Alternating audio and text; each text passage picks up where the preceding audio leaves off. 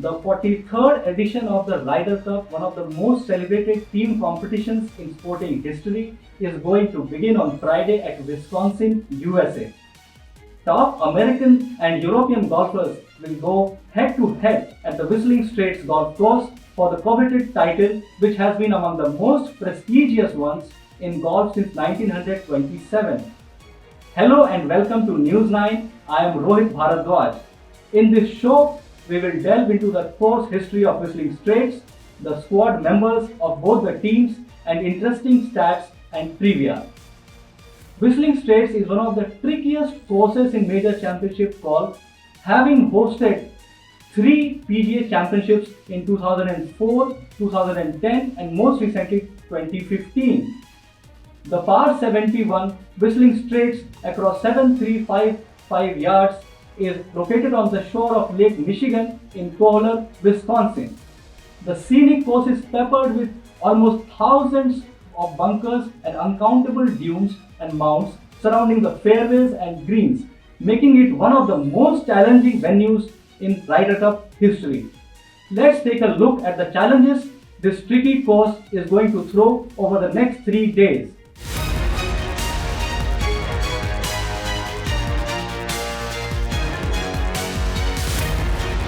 The Whistling Straits Golf Course is hogging the limelight as the venue of the 2020 Ryder Cup.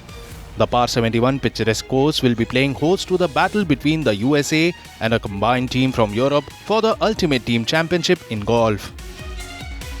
A course rating of 75.6 and 146, the slope ratings simply make the Whistling Straits course in Wisconsin one of the highly challenging golf courses across the globe. None of the fairway runs from the tee to the hole without a bunker, dune or mounds in between. The challenge starts right from the first tee. The par 4, 493 yards first hole gives a nerve-wracking experience to the players with a series of bunkers and dunes on the left and the right side, having a longer approach from the rough. For fans, the hole lends the first panoramic view of Lake Michigan. The par 5, 597 yards second hole runs parallel to Lake Michigan, with a cluster of dunes down the right side, deep bunkers on the left and a pot bunker 35 yards short of the green. The hole called cross country can create problems for being adventurous. The par 3, 188 yards hole has a huge undulating green with Lake Michigan deep bunkers and dunes located on the left and the gradient going from right to left. Named Glory, the par 4, 495 yards hole needs smart iron play. The large mounding on the right of the fairway creates an illusion that it favors the left. However, most shots bounce left towards bunkers and dunes that bounce off quickly towards Lake Michigan. As the name Snake suggests, this par 5, 603 yards hole is really deceptive. Water body runs along both the right and the left side of the serpentine fairway, making it a difficult decision for a player to either lay up his second shot or go for the green, carrying over the hazard. The Gremlin Ear is the short yet sharp par 4, 409 yards hole. It can pose problems if a golfer strays to the right of the tee. A player needs to be cautious in his approach as the narrow, undulating green means no room for mistake. The par 3, 221 yards 7th hole is smallest and one of the most spectacular holes at Whistling Straits. It hugs Lake Michigan along the right side with dunes protecting the left side and bunkers on the right side, ending in a sharp drop off into the water. With mounding, sand dunes and bunkers surrounding this par 4, 506 yards hole is aptly named On the Rocks. The long and deep green puts pressure on a player to choose his club cautiously as per the gradient and pin position. On the par 4, 442 yards 9th hole, windy conditions can change a player's club selection from short to mid-irons. A series of narrow bunkers along the right side and sand dunes and bunkers on the left side make it a tricky hole for pros. Voyager par 4, 391 yards is one such hole which rewards patience. This hole is guarded by small but deep sand bunkers short of left and a steep hillside at the front. The par 5 645-yard sandbox on the right has sand dunes, bunkers and a sharp drop-off. Any shot on the front edge will trickle back down, and the shot even marginally longer is likely to land in bunker, guarding the back side of the green.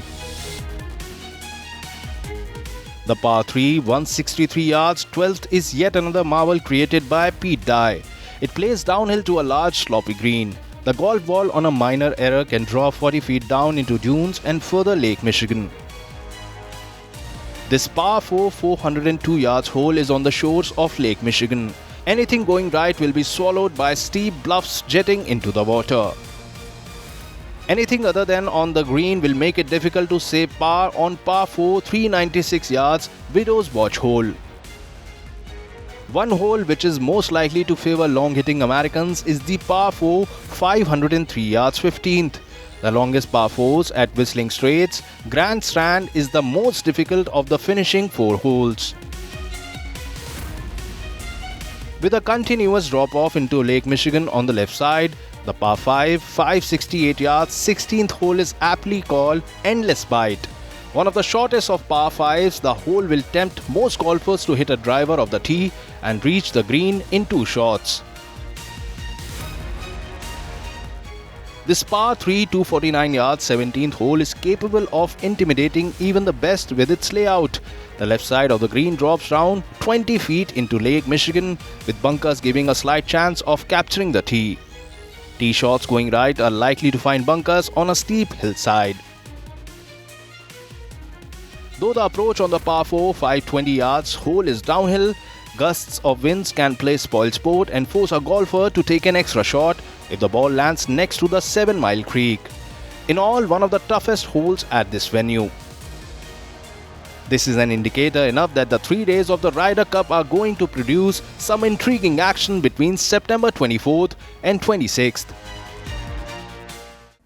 What a tricky course.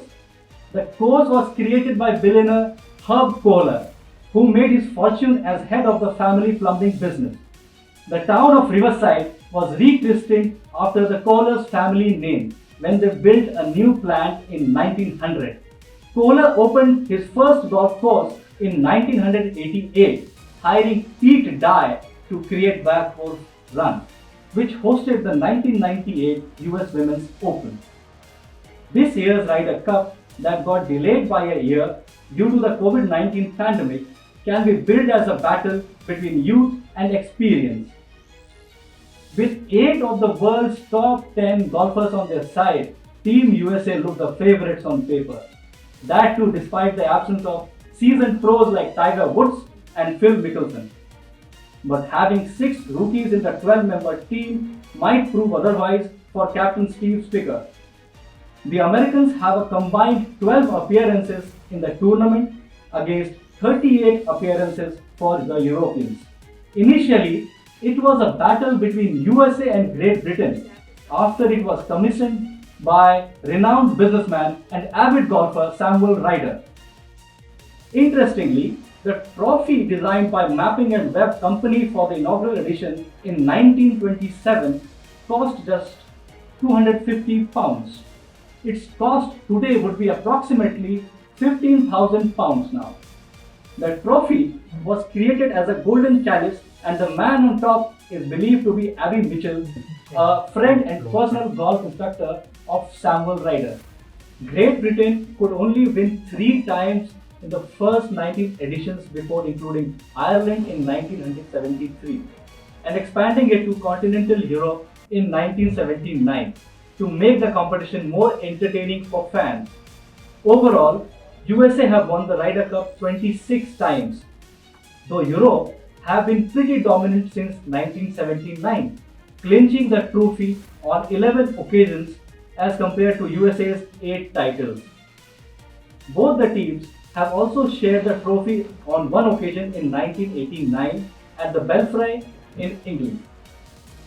Europe won the last edition at Le Golf National in 2018 with a 17.5 to 10.5 point margin.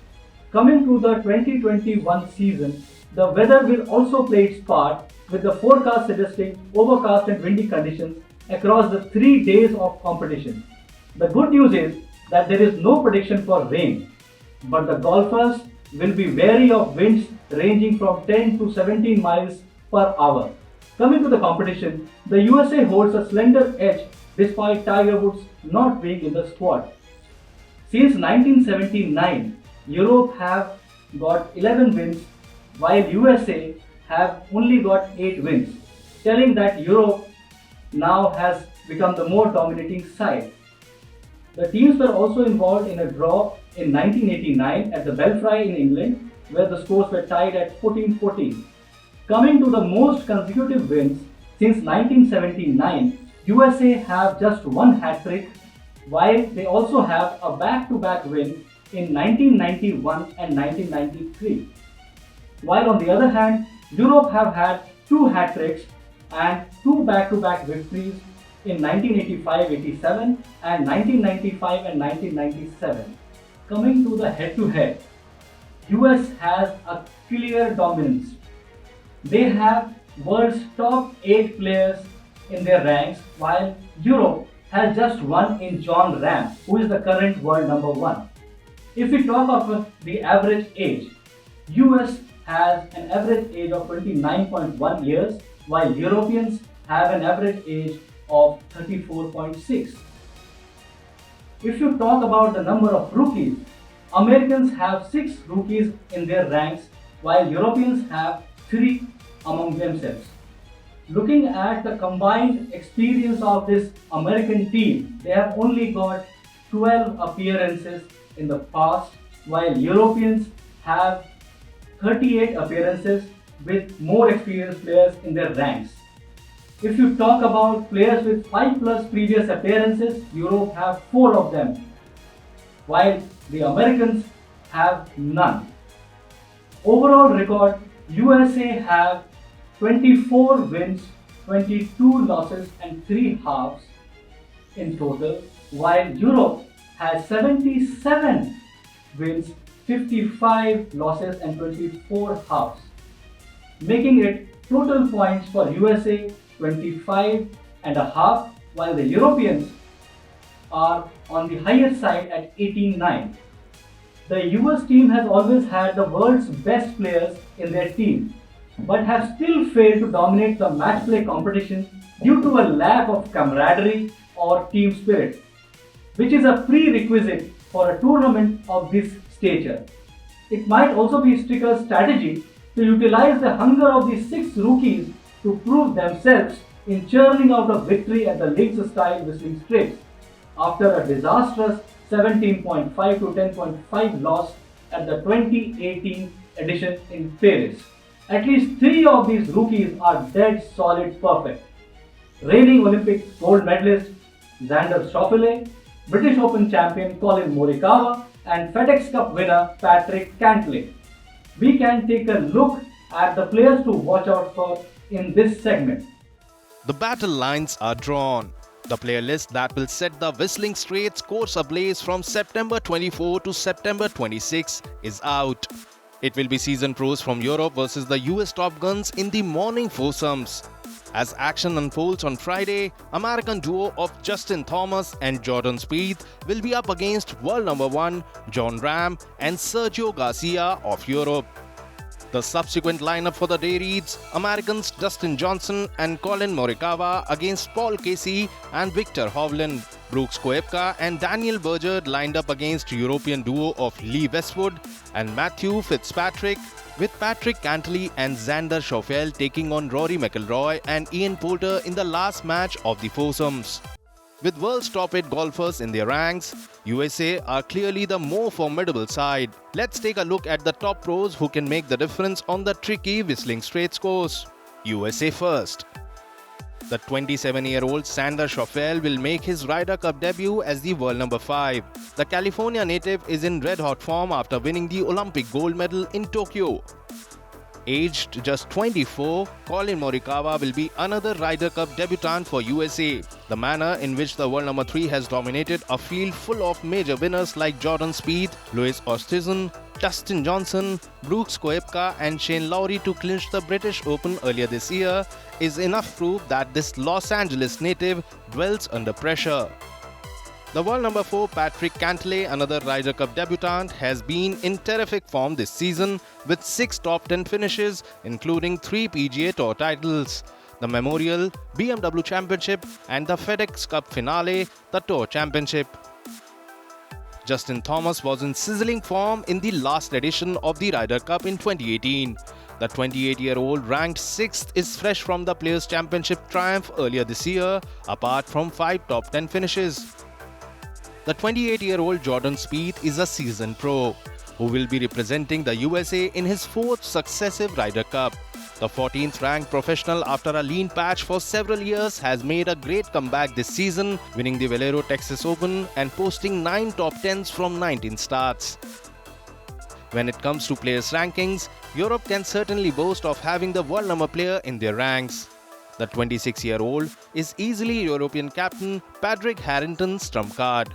Nicknamed Rambo, he has captured the US Open as his first major crown this year. He has also registered 13 more top 10 finishes. Veteran Rory McIlroy will be entering his 6th Ryder Cup as a 32-year-old and world number 15. The 4-time major champion boasts of a superb record of 11 wins and 4 halves out of 24 matches at the team championships. The 24-year-old Viktor Hovland will be making his Ryder Cup debut. Hovland has been in great form this season, winning the BMW International Open apart from other 7 top 10 finishes. You will find few names to have played more Ryder Cup seasons than Sergio Garcia. At 41 and as the world number 43, Garcia will be playing his 11th Ryder Cup competition, just one short of Lee Westwood. Garcia is coming off 4 top 10 finishes on the PGA Tour this season, including a win at the Sanderson Farms Championship. The 45-year-old Ian Poulter has not missed a Ryder Cup since 2008. Going into his 7th team championship, the 50th ranked Poulter comes with a wealth of experience in team competitions, with a total 15 points out of a possible 22 from as many matches. These 10 gentlemen will be out on the Whistling Straits golf course over the next 3 days, in an intense battle to better their record and earn the prestigious Ryder Cup for their side. The biennial tournament that got delayed by a year due to the COVID-19 pandemic is likely to see 40,000 American fans line up around the bunkers, dunes and spectator stands built around the course to cheer the Steve Stricker-led team to victory against the more experienced Europeans. Watching this special coverage on the Ryder Cup, we will continue to bring more updates for you from the team championships. For more news from across the globe, keep watching News 9.